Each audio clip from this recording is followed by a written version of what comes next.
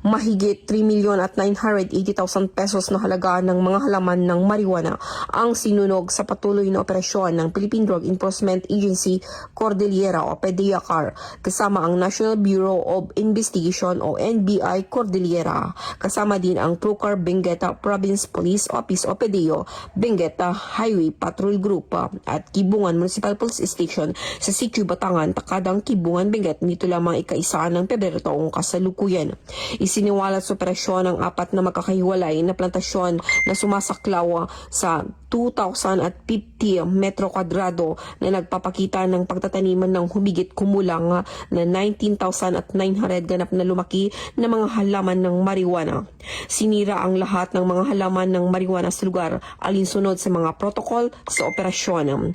Walang naresto sa operasyon, gayunpaman patuloy ang isang aktibong investigasyon upang matukoy ang pagkakalinlana ng may-ari ng lupa at mga responsable sa illegal na pagtatanima. Dahil ang panata ng bagong PNP para sa bagong Pilipinas, serbisyong mabilis, ligtas at nararamdaman. Mula dito sa Riyon ng Cordillera, ako ang inyong PNN correspondent, Police Master Sargento Lenny Valerio, alagad ng batas, tagataguyod ng Balitang Pulis.